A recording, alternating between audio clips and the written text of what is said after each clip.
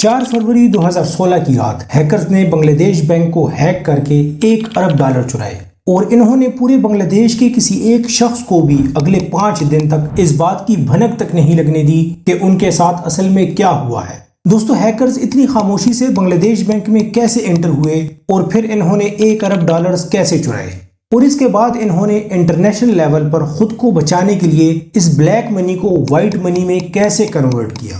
دوستو، do you know کی videos میں ایک مرتبہ پھر سے خوش آمدید۔ جنوری 2015 بنگلہ دیش کے سینٹرل بینک کے کچھ ملازمین کو ان باکس میں ایک ای میل ریسیو ہوئی۔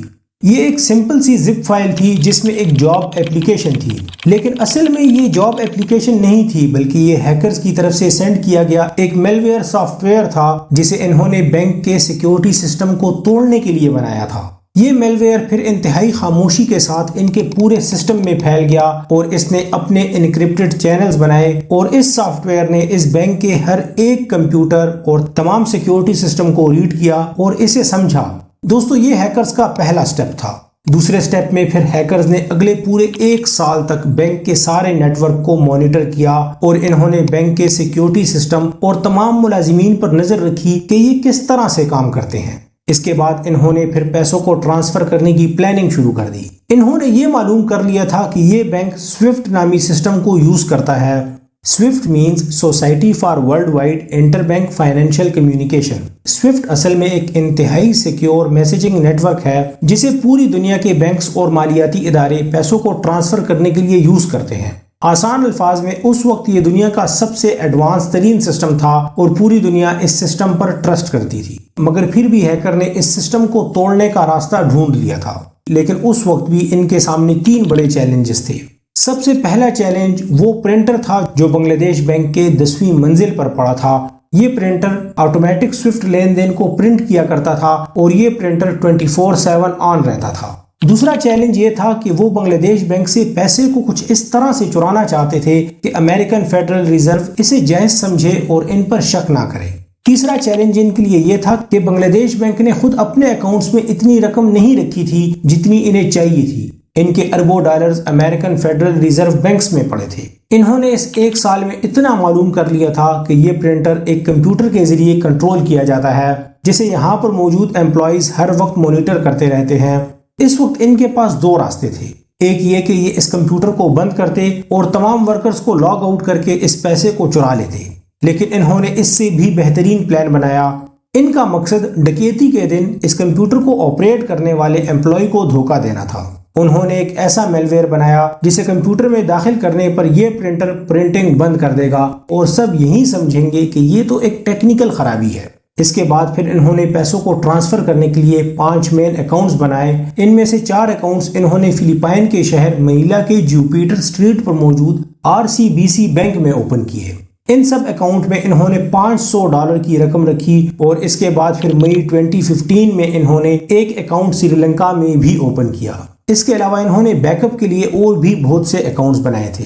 دوستو، پھر 4 فروری 2016 کو انہوں نے اپنے پلان پر عمل کرنا شروع کیا اور جیسے ہی امپلائیز نے چھٹی کی، ہیکرز نے فوراً کمپیوٹر پر لاگ ان کیا اور وہ کام شروع کر دیا جس کی وہ سال بھر سے تیاری کر رہے تھے۔ دوستو، جس چیز نے ان کی سال بھر کی پلاننگ کو سب سے زیادہ امپریسو بنایا وہ تھی ان کی ٹائمنگ۔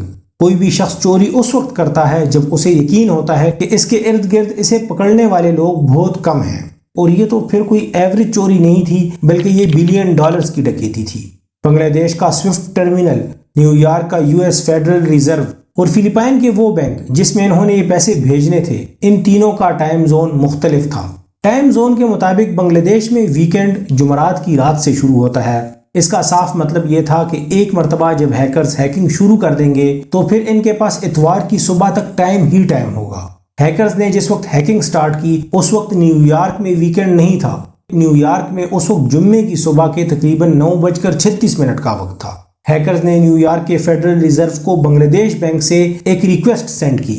نیو یارک نے اس ریکویسٹ کو ایگزیکیوٹ کیا اور ان کے بتائے گئے اکاؤنٹس میں انہوں نے $951 ملین بھیج دیے۔ اس کے بعد پھر ہیکرز نے بنگلہ دیش کے بینک سے لاگ آؤٹ کیا اور میلویئر کے ذریعے انہوں نے تمام ثبوتوں کو مٹا دیا۔ اتوار والے دن بینک کے ڈائریکٹر زبیر نے آتے ہی سب سے پہلے پرنٹر کو چیک کیا، لیکن اس کی ٹرے خالی تھی اور اس کا خیال تھا کہ یہ کوئی ٹیکنیکل خرابی ہے۔ اس کے بعد پھر بینک کے امپلائیز کو سوئفٹ ٹرمینل کو ایکسس کرنے میں بھی کچھ ڈیفیکلٹیز آ رہی تھی۔ جس وقت یہ لاگ ان کرنے کی کوشش کر رہے تھے اس وقت ان کے سامنے 3 ایسے میسیجز آئے جس نے سب کو ہلا کر رکھ دیا۔ New York federal reserve board نے ان سے $1 بلین کی ٹرانسفر کی وجہ پوچھی تھی۔ انہوں نے فوراً new York federal reserve bank سے کانٹیکٹ کیا، لیکن آج ان کی چھٹی تھی۔ انہوں نے کئی کالز کی، ای میلز کی، لیکن وہاں سے کوئی جواب نہیں ملا۔ اس کے بعد پھر بنگلہ دیش نے ہیلپ کے لیے پوری دنیا کو کالز کرنا شروع کر دی اور انہوں نے اپنے سرور بند کر دیے۔ اس کے بعد ان سے جو ہو سکتا تھا انہوں نے کیا۔ دوستو، اتوار کا دن تو بنگلہ دیش پر قیامت کی طرح گزرا، لیکن سوموار کا دن بھی کچھ کم نہیں تھا۔ ٹائم زون یاد رکھنا، ٹائم زون۔ سوموار والے دن جب ان کا نیو یارک بینک سے کانٹیکٹ ہوا تو انہوں نے کچھ بڑی ٹرانزیکشنز ہیومن ویریفیکیشن کے لیے فلیگ کی تھی، جس میں ایک $870 ملین کی ٹرانزیکشن تھی اور اسی طرح کچھ اور ٹرانزیکشنز بھی تھی۔ بنگلہ دیش بینک نے انہیں ساری صورتحال کا بتایا اور انہیں یہ رقم اسی وقت واپس مل گئی، لیکن فلپائن کے 4 اکاؤنٹس میں $81 ملین کی ٹرانزیکشن سکسیسفلی ہوئی تھی۔ انہوں نے جب فلپائن کے بینک سے کانٹیکٹ کرنے کی کوشش کی تو اس دن یعنی منڈے کو فلپائن میں بھی چھٹی تھی۔ 8 فروری کو چائنا کا نیو ایئر تھا اور اسی وجہ سے فلپائن میں چھٹی تھی۔ اس ٹائم زون نے ہیکرز کو بہت زیادہ فائدہ دیا۔ ان $81 ملین میں سے پھر $30 ملین ایک چائنیز شخص لے کر چلا گیا، جو پھر غائب ہو گیا اور اس کا آج تک پتہ نہیں چل سکا کہ وہ یہ پیسے لے کر آخر کہاں گیا ہے۔ باقی $51 ملین کو ان ہیکرز نے کسینوز میں جوا کھیل کر وائٹ منی میں کنورٹ کیا۔ یہ ہیکرز کسینوز میں گئے اور اپنے اکاؤنٹس انہوں نے کسینوز کے اکاؤنٹ سے لنک کر دیے۔ انہوں نے وہاں جوا کھیلنے کے لیے پرائیویٹ روم لیے اور آمنے سامنے کھیلنے والے یہ اپنے ہی بندے تھے، اس لیے انہیں ہار یا جیت سے کوئی فرق نہیں پڑ رہا تھا، بس انہیں کچھ ٹائم چاہیے تھا۔ کچھ دیر کھیلنے کے بعد انہوں نے اپنی ساری چپس کے بدلے کیش کی ڈیمانڈ کر دی۔ انہوں نے کیش لیا اور یہ مکاؤ چلے گئے۔ اس دن کے بعد سے ان ہیکرز کا کوئی پتہ نہیں چل سکا کہ یہ آخر گئے کہاں ہیں۔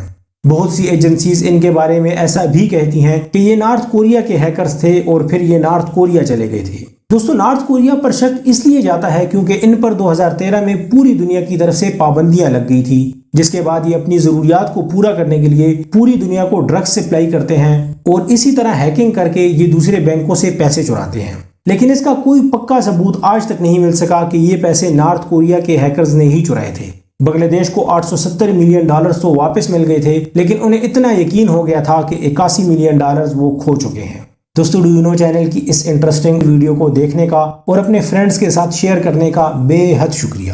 ملتے ہیں ایک اور شاندار ویڈیو کے ساتھ۔